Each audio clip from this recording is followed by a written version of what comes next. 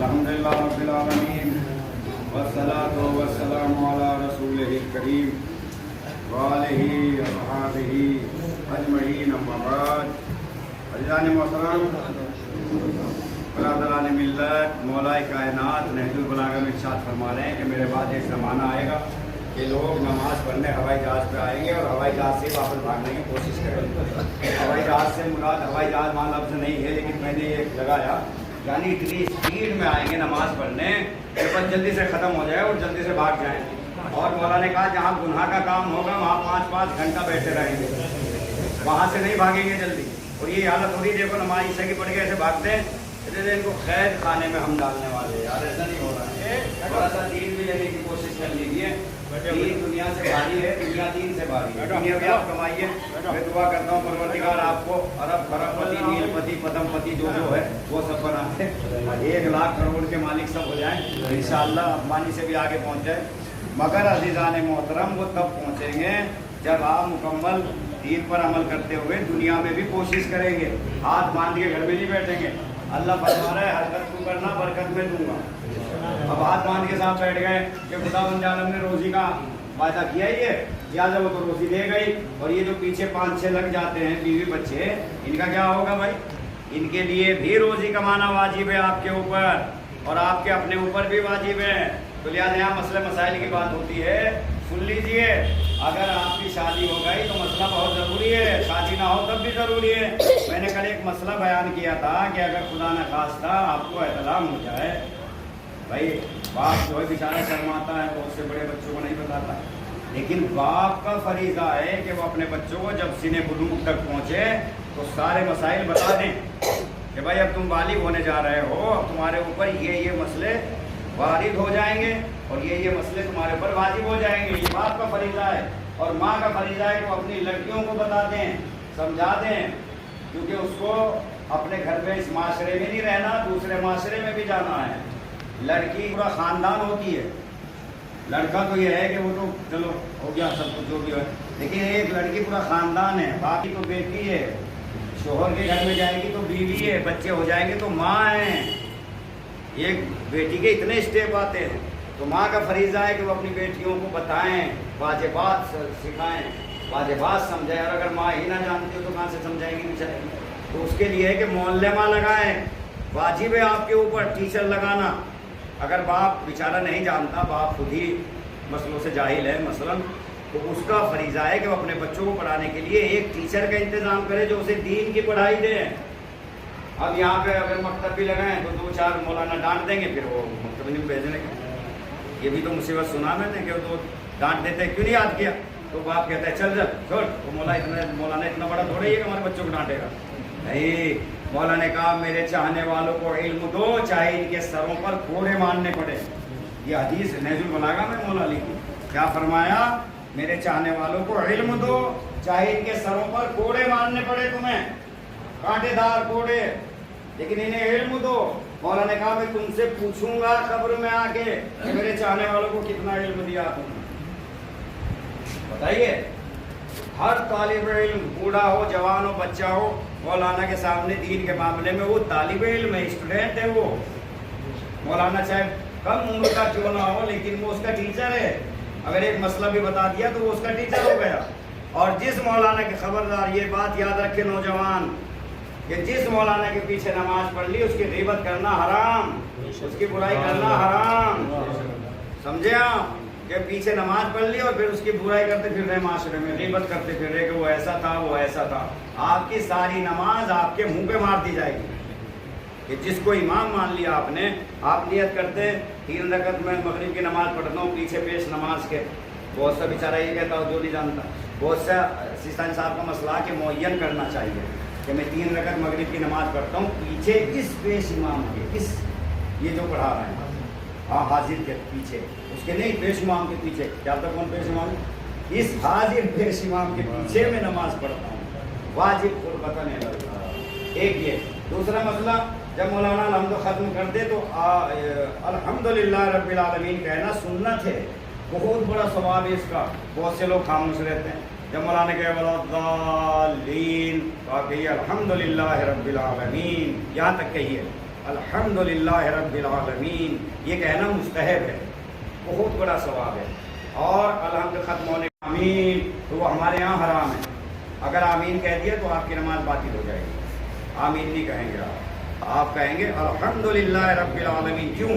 आमीन दुआ पे की जाती है। वो कहते हैं सूरह अलहम्द सारी दुआ है, सारी की सारी दुआ है। सारी दुआ नहीं है, पहले अल्लाह की सिफतें बयान की गई है, फिर बंदों की सिफतें बयान की गई हैं, सिरात मुस्तकीम बताया गया है सूरह अलहम्द में।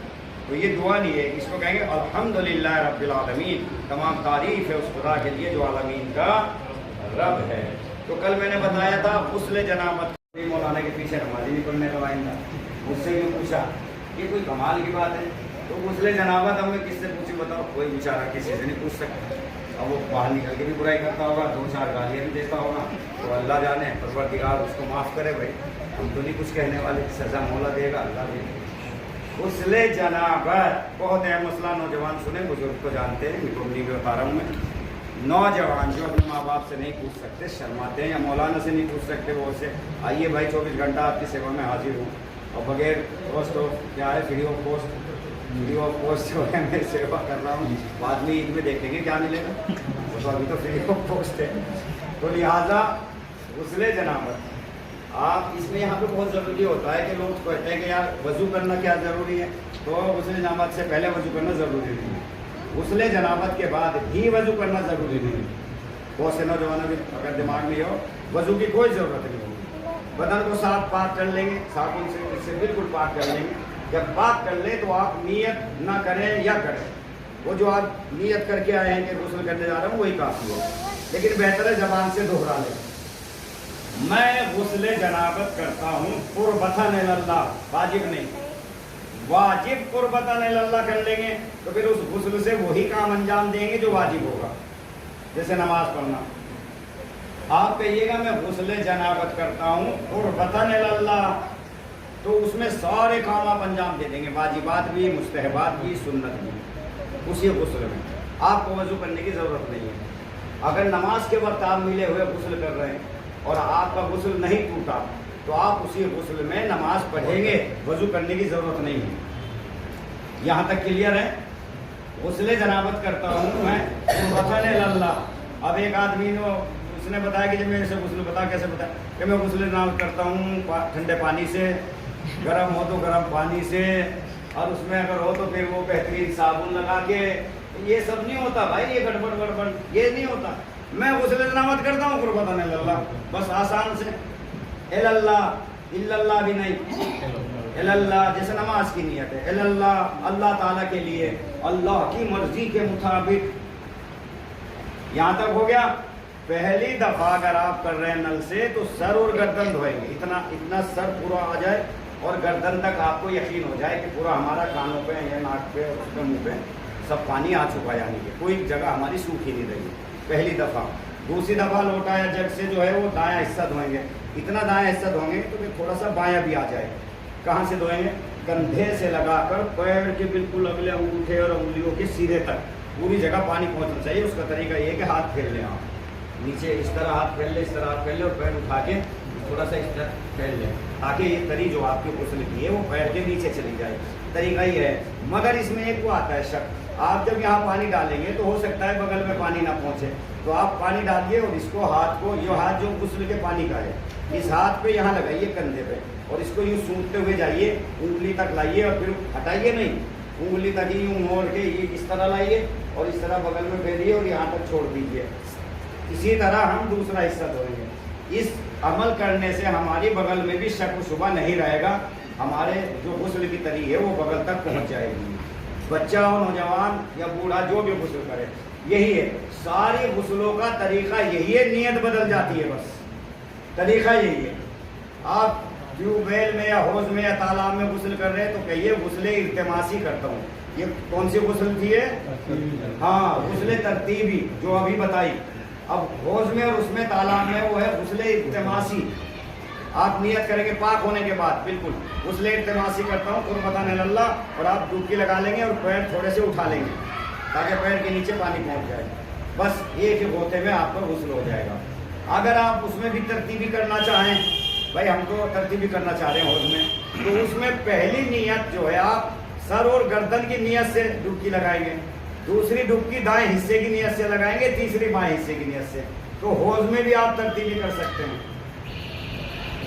التماسی بھی کر سکتے ہیں۔ التماسی میں ایک ہی ڈبکی لگانی ہے آپ کو پاک و پاکیزہ ہونے کے بعد، اور ترتیبی میں 3 ڈبکی لگائیں گے آپ، پہلی سر اور گردن کی نیت سے، دوسری دائیں حصہ، تیسرا بایاں حصہ، مگر پیر دونوں اٹھا لیں گے تھوڑے سے تاکہ پیر کے نیچے وہ حوض کر اس کا پانی پہنچ جائے۔